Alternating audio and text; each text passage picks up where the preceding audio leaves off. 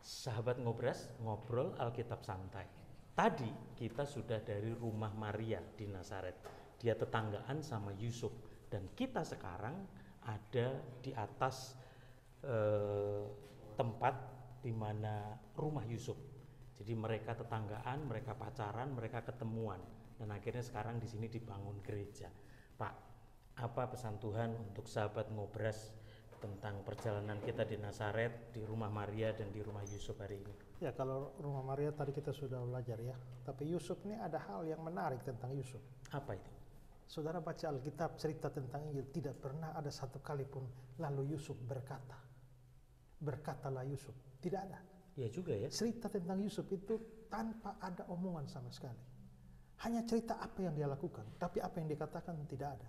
Kenapa ya? Ya, disuruh waktu dia mau menceraikan Maria, disuruh dalam mimpi ambil Maria sebagai istri. Dia ambil segera. Begitu mau dibunuh Herodes, lalu malaikat datang bilang larikan anak itu dan ibunya ke Mesir. Dia taat juga. Ya. Sampai di Mesir disuruh kembali lagi ke sini. Dia kembali lagi. Jadi Yusuf itu penuh action. Tapi ngomong tidak. Nggak ada. Banyak kita sekarang ini ngomong banyak, tapi action tidak, ya kan? Jadi sebenarnya dari Yusuf itu kita belajar ketaatannya, ya kita belajar taat. Dan Yusuf itu seorang tukang kayu. Menarik bahwa ketika Yesus kembali ke kampungnya Nazaret, dia buat banyak keajaiban, mengajar orang kagum, lalu orang tapi mereka akhirnya menolak dia karena bukankah dia ini anak tukang kayu? Berarti Yusuf tukang kayu. Ya. Tapi versi Markus dia bilang, bukankah ia ini tukang kayu?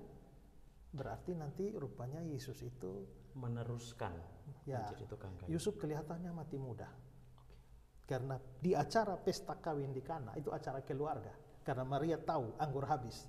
Tapi Yusuf tidak kelihatan lagi di situ. Kelihatannya Yusuf mati muda.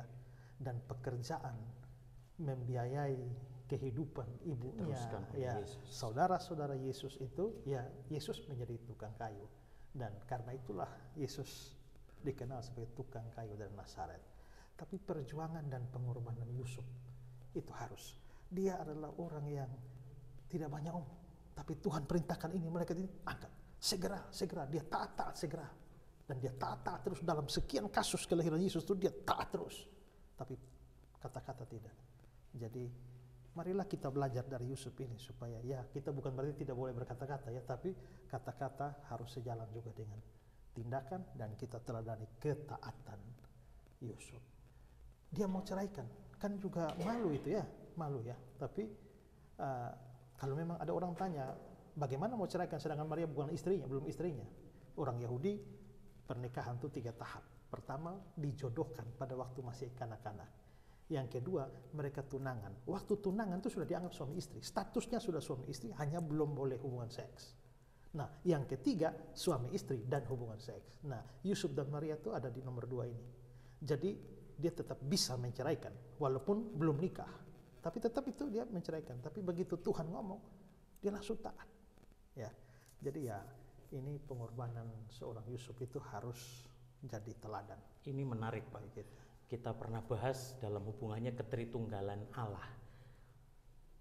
Allah kan penuh kuasa, Bapa kan penuh kuasa. Kenapa sih repot-repot harus pakai pilih Yusuf segala?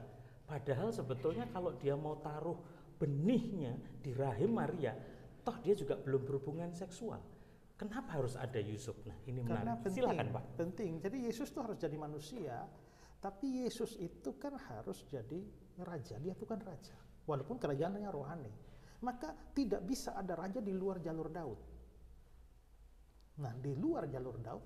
Nah, Yesus memang keturunan Daud, tapi dari jalur Maria. Karena nanti ada pisah, dari Daud itu ada pisah. Tapi kalau dia dari jalur Maria perempuan, dia nggak bisa jadi raja. Ya. Maka butuh dari jalur laki. Maka Yusuf. Makanya kita lihat ada silsilah 2 di Injil Matius dengan Injil Lukas. Agak beda. Ya. Karena Matius menulis silsilah Yesus dari jalur Yusuf. Sedangkan Lukas menulis silsilah Yesus dari jalur Lukas.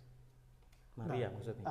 Dari Lukas menulis itu dari jalur Maria, mamanya. Ya. Jadi nanti akhirnya dari Yusuf juga ditelusuri sampai Daud, dari Maria juga sampai Daud. Jadi Yesus baik secara biologis maupun secara legal hukum keturunan Daud, maka dia layak jadi raja. Jadi salah satu penggenapan nubuatan karena Ya. Yesus harus lahir dari keturunan Daud. Keturunan Daud gitu ya. Nah karena itulah Yusuf harus jadi, makanya dia dikenal sebagai anak Yusuf juga, anak Yusuf juga gitu. Wow, pesan-pesan buat sahabat Ngobras, Pak. Ya, marilah kita belajar pengorbanan. Maria itu menjadi hamba Tuhan. Aku ini hamba Tuhan, jadilah padaku seperti yang dikehendaki, kan? Ya. Tapi tanpa peranan Yusuf. Itu juga ceritanya tidak akan sama seperti sekarang, ya kan? Ya. Jadi Yusuf memainkan peranan penting dalam sejarah keselamatan. Karena jalur Yusuf lah maka Yesus boleh legal sebagai raja.